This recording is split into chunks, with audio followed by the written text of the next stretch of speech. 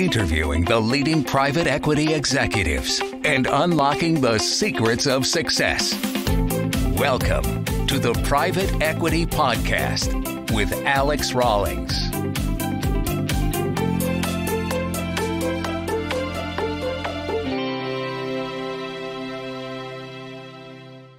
Hello, everybody, and welcome back to the Private Equity Podcast. Joining us today is Isabella Calderon, Vice President of Strategy and Transactions at OMMAX. Welcome, and thank you very much for sharing your insights. Hi, Alex.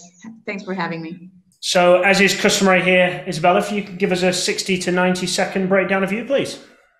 Yes, sure. I'm Isabella. I was born and raised in Colombia, so I'm a full-blown Latina. I have a classic background in business administration across continents, so in Germany, Hong Kong, and Chicago, where I studied. And I've been working in the consulting industry for private equities for already 12 years, mainly in strategy and commercial due diligence. And in this sense, I have led over 150 projects, strategy DD projects. And since the beginning of the year, I joined OMMAX as a vice president of our transactions and strategy team. And for the ones that don't know OMMAX is a leading digital strategy consulting company in Europe, based in Germany, but also present in the UK and with projects around the world.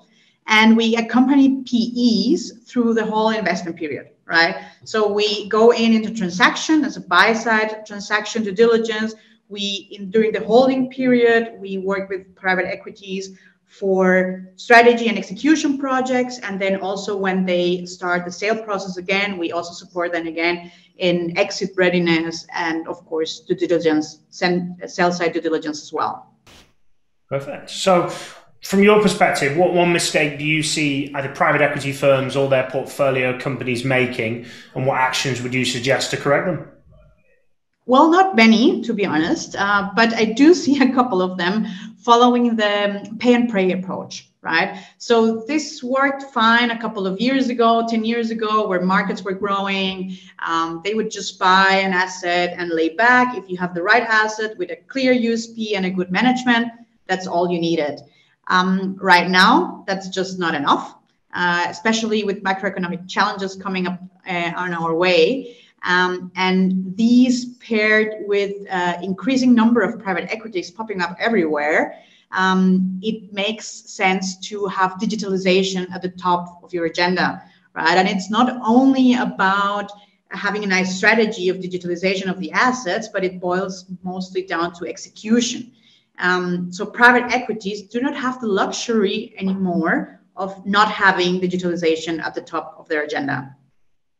Makes sense, absolutely. So the private equity market continues to grow. Loads more private equity firms. You know, we've our research team has to keep on top of every new one that keeps popping through. So absolutely, digitalization is an important aspect.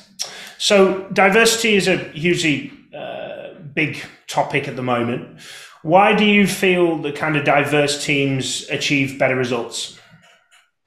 Well, I mean, it's not only that I think diverse teams achieve better results. We know this. There are studies, and statistically, they achieve better results, right? So we know this. We at OMMAX, for example, we have a 50-50 ratio, male to female ratio, and diversity is not only females, but also different personalities, different backgrounds, ethnicities, religion, political, etc. And we, for example, at OMMAX with the 50% male to female ratio and also 35 nationalities, we see the benefits day to day. In my experience, this diversity absolutely fuels productivity, creativity, and innovation in that sense. And it is a big topic. It is a hot topic in any industry right now. And diversity is usually a complex and often sensitive topic for a lot of people. And it's very unlikely that organizations get the diversity policies right the first time. And this applies to the portfolio companies, but also to the private equities themselves, right? And also applies for the service providers, such as ourselves, right? So it's very important that you don't only are open to diversity and setting up policies, but that you're constantly checking and making sure that these are actually the right ones. Because most of the times we don't know. We just need to try and see if it works, especially because if you don't have women in let's say, higher up positions, you don't know what women need. And you might think, women also, sometimes I think I know what I want, but then you need to rearrange and re-steer any policies that you might have set. Okay, 50-50 seems probably a far task for a lot of private equity firms, I would have thought. What have you guys, and I'll explain my reasons behind that. I don't think it's that private equity firms don't want to hire women. I just don't think there's enough, certainly as we've seen, coming up through the ranks, and that's something I'll ask you about later. But what have you kind of done at OMMAX that's allowed you guys to, enable that diversity and bring obviously people from different backgrounds, agendas, etc., into the organization? Two things in essence. I think challenging the status quo, so having this open-mindedness of challenging the status quo, and having role models. We at OMMAX, from our 4 founders, 2 were men, 2 were women, all of them with family and kids. So from the ground up, this was a very unique setting in the industry. And having these role models, it helps to women, for example, if we take the example of women, it helps you to see yourselves in the shoes of someone higher up the ranks, right? And we know diversity has been long overdue. We know also that diversity is going full speed in the private equity industry, which is amazing to see. And it's also fun. It's not only that we need to do this, but it can be fun. Just to give you an example, based in Munich, a couple of weeks ago, we had our Oktoberfest in Munich, and there was this one specific event for female in the corporate finance industry, private equities, and we were there, amazing personalities. And after this one meeting, we said, look, this was so good. This is so good for networking, for connecting, for learning. Let's just set up our next meeting. And the next meeting is going to be at the end of November, which is going to be a networking lunch. And this is fun, right? Being part of these new initiatives and being part of, with a lot of different cultures, ages, reasons why people want to invest in diversity. It can be fun, and it is. Good. And I suppose with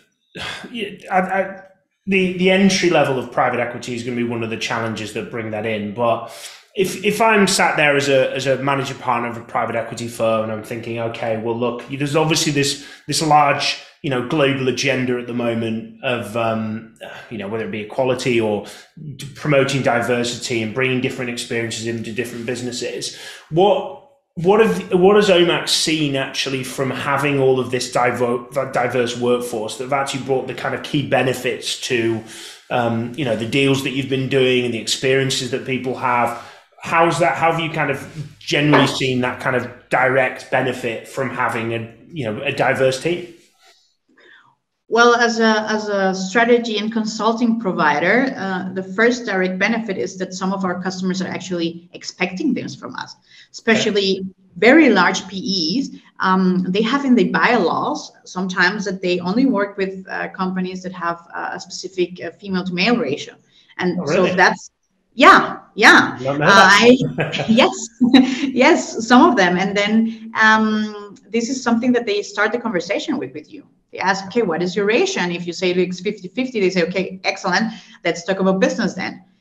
This is just one very practical example, but also the industries that we're working on, right? So it's private equity, but where are the assets? What are the industries of the assets? And right now, in ages of macroeconomic challenges, a lot of private equities want to invest in non-cyclical industries, right?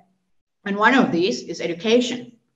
And in education, there is a lot of female CEOs, female marketing directors, female CFOs. So if you go with and nothing against this, but if you go with a full men team, you probably want to achieve the same results in meetings, in connection to the management as a private equity, as if you go with mixed teams. Makes sense. And if we think about that generation through, so typically we see a lot of people come into private equity from consulting, from investment banking and various different other elements. I don't know, because I don't recruit into that space, but I don't know the kind of uptake between, diversity into consulting and into investment banking. So it may be that it's predominantly male. Would you say it's male dominated if we just go on the gender perspective? Well, yes, but I would say I do see a shift in recruiting in private equity, and not only in, let's say, female male area, but and Alex, you probably know this as well, but in Germany, for example, what we're seeing is that they are not necessarily hiring anymore directly from investment banking or from the top consulting companies. Sometimes they recruit directly from university. This is something that they see that analyst level. Yeah, they didn't do that before, but now there's a change in the mindset and philosophy, and I see private equities wanting to develop their own talent, right?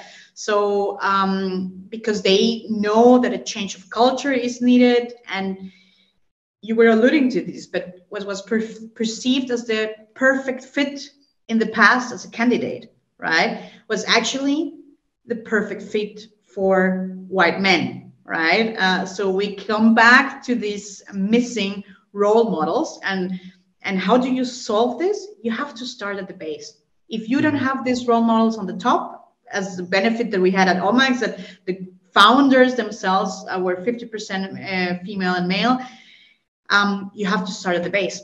You have to use mentoring, you have to use role models, and you have to be there for the long term. You will see the long-term effect, but it takes time, right? And it, as mentioned before also, it boils down to execution, right? Sorry to interrupt here. Just a quick note to highlight our new sponsor, Grata. The private equity market is rapidly shifting to a data-driven, proprietary deal sourcing standard. Grata provides the window into over 7 million middle market private companies. Contact Grata so you can access the market first. Request a demo at www.grata.com. Now back to the podcast. Makes sense. So, because one of my things is within private equity, I think there's obviously the driver towards diversity, which is generally pushed towards getting more women into private equity, which I absolutely agree with, of course.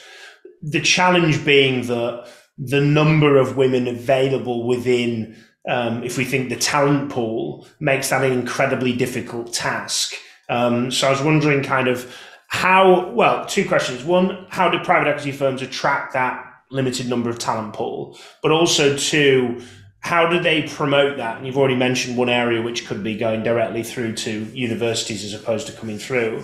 How does kind of private equity make itself more attractive to women from a education perspective of going straight at degree level, but also from, appreciate you're not going to want private equity to start stealing all your talent, but from a women in a private equity, in consulting and in investment banking and M&A houses, how does private equity make itself more attractive to both those facets?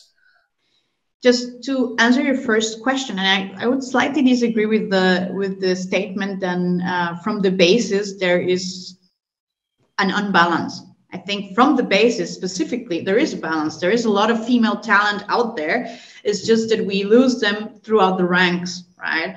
And I think, and keep coming back to this, it's role models, right? But it's also empowering, enabling, right? And you need to adapt the environment to the woman's world, right? It's not necessarily make the woman fit this existing structure. So that's why I also mentioned that you have to be open-minded and be willing to challenge the status quo. And one specific example of that is about part-time and remote work.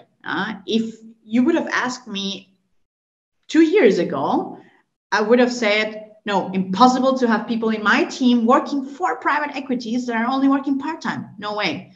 Or remote. No way. I need to have them on the team room, face to face. Of course, COVID gave us all a lesson that it is possible. It is possible to have remote work.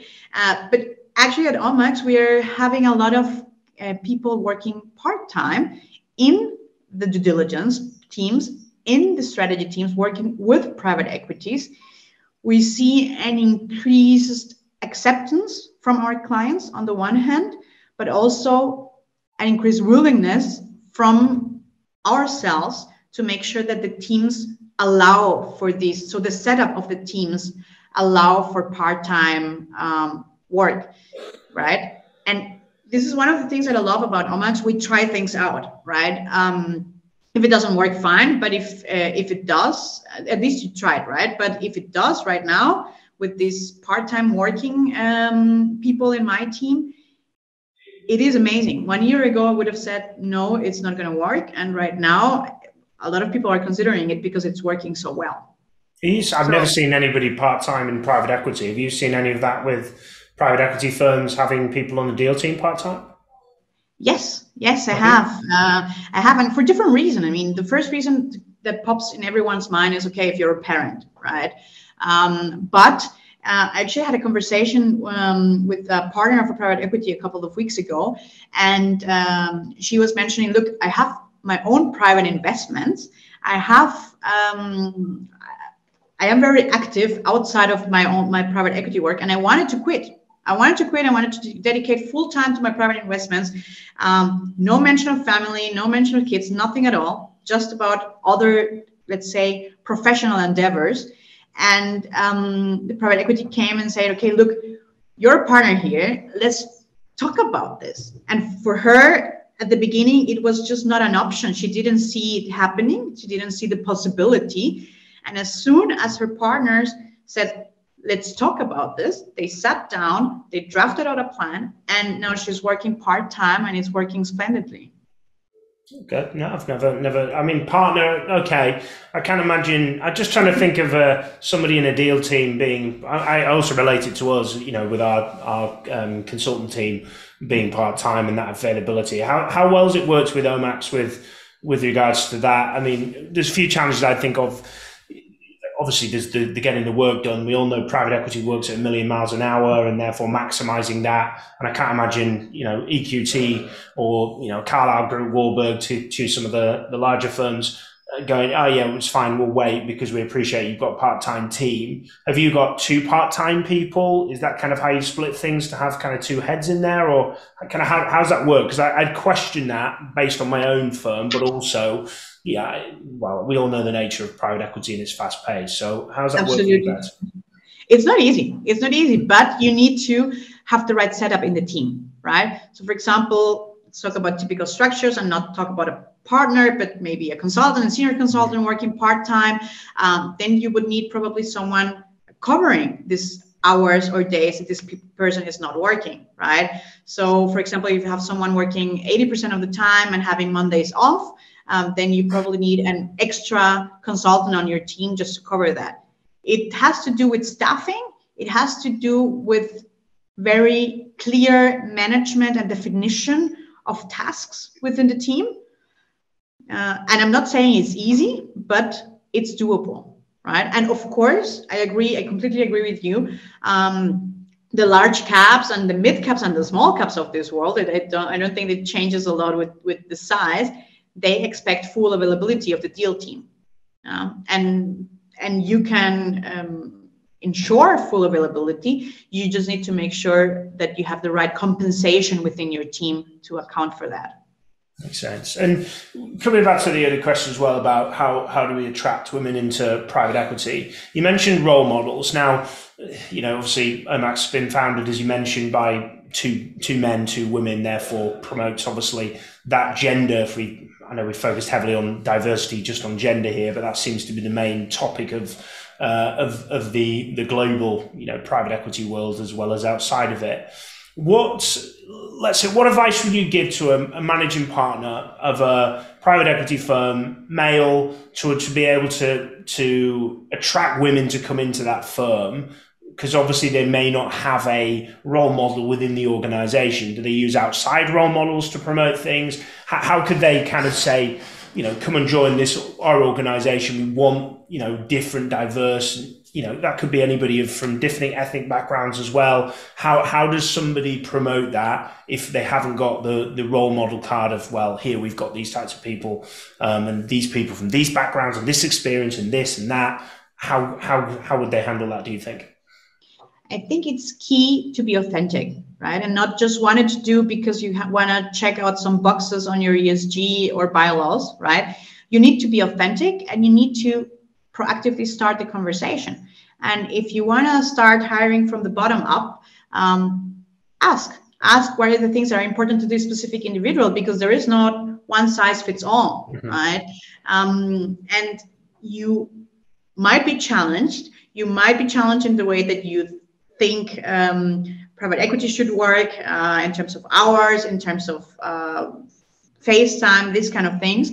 But if you are open and you start the conversation as if you're authentic, then you can learn, because to be honest, there is not this one recipe that works for everybody. And sometimes we talk about diversity, sometimes we talk about work-life balance. That has a different meaning for every single individual. And that increases the complexity even more of this topic, right? But you wanna be open, you need to be open, and you need to be authentic for that. Makes sense. So curious, what do you what do you love about private equity, and equally, what do you dislike about the industry? Oh, yes. Well, I've been doing this for 12 years already, so there is not much I dislike. So I really like the industry. What I love the fast pace. I love the variation. I get to work with different clients. So in a due diligence process, this is quite short. You work 4 to maybe 6 weeks. Those are the longest projects. So it's a lot of variation, different clients, different teams, internally, externally, different industries and different assets. And in my team alone, for example, we conduct over 60 projects a year with a team of roughly 30 professionals. So it's quite fast paced. And that's the DNA of the job, right? And something that I also like specifically, it's my clients, because we do have the benefit of working in a very, very nice industry with a lot of smart people. Also, industry that is getting younger and younger, with modern values and open minds, and to remain in the topic of diversity. Also, this change in the mindset and increasing diversity, it's great to see that the right steps are being taken, right? So I would say those are the things that I really love about the industry. What I dislike, I don't think it's much. I think there's rather a challenge, which is the fast pace. And if you notice, I mentioned this, the fast pace is something that I like, but this is also a challenge in that sense, to find work-life balance, right? To find balance, to find time to recharge, because it's demanding. But there are things that you can always do. You can be, if you're resilient and you have the right, let's say, support system, you can focus on the things that you love about the industry. Absolutely. Yeah, but it can be difficult, especially when things move at 1,000,000 miles an hour. There's something I like about it, but then equally we're about to close a deal. We've closed a deal. We need a candidate tomorrow, and it's like, well, you're telling me this, and we can only just get started. So I absolutely agree. So Isabella, what are your influences? What do you read? What do you watch? What do you listen? What do you recommend anybody listening takes a look at?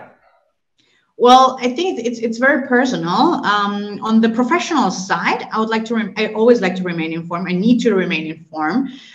So I make sure that I have a broad content consumption and also across the world, right? Because I'm living in Germany, but my clients are from across Europe and the US, but I also come from Colombia. So for me, and this is where it gets personal, it is very important to have this connection back to my roots, right?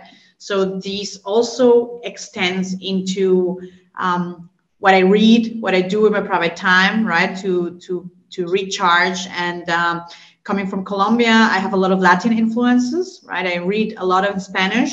I love the classics. I love classic literature around Jorge Luis Borges or Gabriel Garcia Marquez, which is very, well-known writers from South America.